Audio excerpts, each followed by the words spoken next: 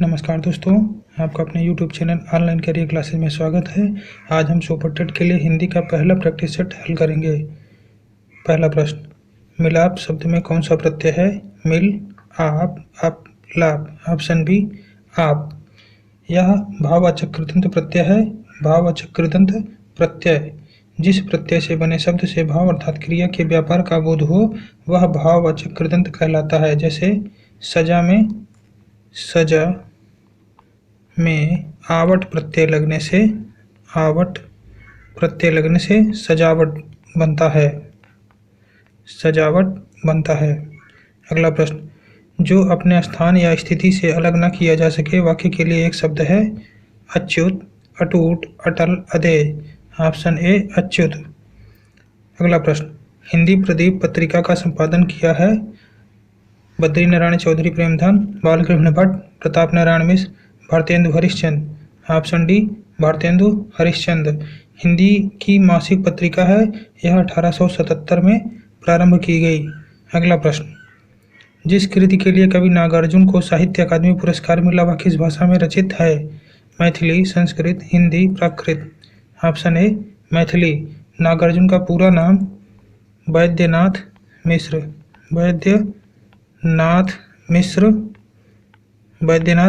मिश्र था। इन्होंने पत्रहीन नग्न गाछ के लिए इन्हें साहित्य अकादमी पुरस्कार से सम्मानित किया गया। अगला प्रश्न, आदिकाल के लिए वीरगाथा काल नाम किसने प्रस्तावित किया? डॉक्टर रामकुमार वर्मा, महापंडित राहुल सांस्कृत्यायन, आचार्य रामचंद्र शुक्ल, आचार्य हजारी प्रसाद द्विवेदी। ऑप्शन डी, आचार्य हजारी प्रसाद द्विवेदी। हिंदी साहित्य के इतिहास में लगभग 8वीं शताब्दी से लेकर 14वीं शताब्दी के मध्य तक के काल को आदिकाल कहा जाता है। आचार्य रामचंद्र शुक्ल ने वीर गाथा काल तथा विश्वनाथ प्रसाद मिश्र ने इसे वीर काल नाम दिया है। अगला प्रश्न, निम्न में से कौन सा शब्द देशज है? आग, बच्चा, खिड़की, फूल। ऑप्शन सी, खिड़की। अगला प्रश्न, आंसू का तत्सम रूप निम्नलिखित में से कौन सा है? अच्छी, चक्षु, अश्रु। ऑप्शन सी, अश्रु। अगला प्रश्न, पराधीन जो जन नहीं स्वर्ग नरकता हेतु उपर्युक्त पंक्तियों में अलंकार है। अनुप्रास, यमक, श्लेष, उपमा। ऑप्शन ए, अनुप्रास अलंकार। जहां व्यंजनों की आवृत्ति बार बार हो वहां अनुप्रास अलंकार होता है। अगला प्रश्न, निर्देश प्रश्न संख्या 9 एवं 10 प्रस्तुत गद्यांश को ध्यानपूर्वक पढ़कर नीचे दिए गए प्रश्नों के उत्तर विकल्प से छांटकर लिखिए। भाषा प्रतीकों का एक व्यवस्थित ढांचा है। इन प्रतीकों से बनी भाषा द्वारा ही एक पीढ़ी से दूसरी पीढ़ी तक सांस्कृतिक विचार की धरोहर संचारित होती है। यह संस्कृत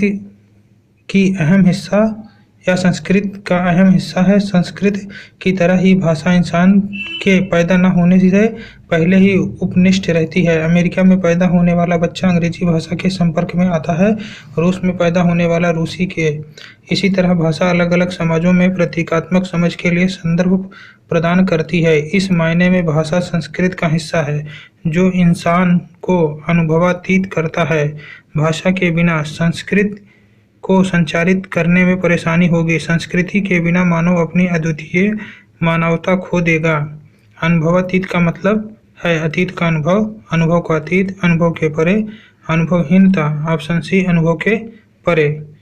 कौन सा कथन सही नहीं है? भाषा प्रतीकों का व्यवस्थित ढांचा है, सही है। भाषा हमारे अनुभव बांटने के काम आती है, सही है। भाषा बिना संस्कृति संचारित नहीं हो सकेगी, सही है। संप्रेषण के लिए बोली हुई भाषा आवश्यक है। ऑप्शन डी, यह सही नहीं है। अगला प्रश्न, इनमें से अज्ञ का पर्यायवाची शब्द नहीं है। विज्ञ, अनभिज्ञ, मूर्ख, मूढ़। ऑप्शन ए, विज्ञ। अगला प्रश्न, काव्यांश में निहित अलंकार बताइए। देख लो साकेत नगरी है यही, स्वर्ग से मिलने गगन को जा रही। अतिशयोक्ति अलंकार, श्लेष अलंकार, रूपक अलंकार, अन्योक्ति अलंकार। ऑप्शन ए, अतिशयोक्ति अलंकार। जब किसी वस्तु या व्यक्ति का वर्णन बहुत बढ़ा चढ़ाकर किया जाए तो उसे अतिशयोक्ति अलंकार कहते हैं। अगला प्रश्न, उसने पत्र लिखा। रेखांकित शब्द का सर्वनाम भेद है। निजवाचक सर्वनाम, पुरुषवाचक सर्वनाम, निश्चयवाचक सर्वनाम, संबंधवाचक सर्वनाम। ऑप्शन सी निजवाचक सर्वनाम। ऑप्शन सी निश्चयवाचक सर्वनाम। किस वर्ण का उच्चारण स्थान कंठ तालु है? ह, छ, ओ, ऐ। ऑप्शन डी ऐ। अगला प्रश्न, सेना नायक में समास है? द्विगु समास, अव्ययी भाव समास, द्वंद्व समास, तत्पुरुष समास। ऑप्शन डी तत्पुरुष समास। ऑप्शन डी तत्पुरुष समास। जिस समास में उत्तर पद के अर्थ की प्रधानता हो तथा पूर्व पद में द्वितीया से सप्तमी विभक्ति तक का लोप हो उसे तत्पुरुष समास कहते हैं। धन्यवाद।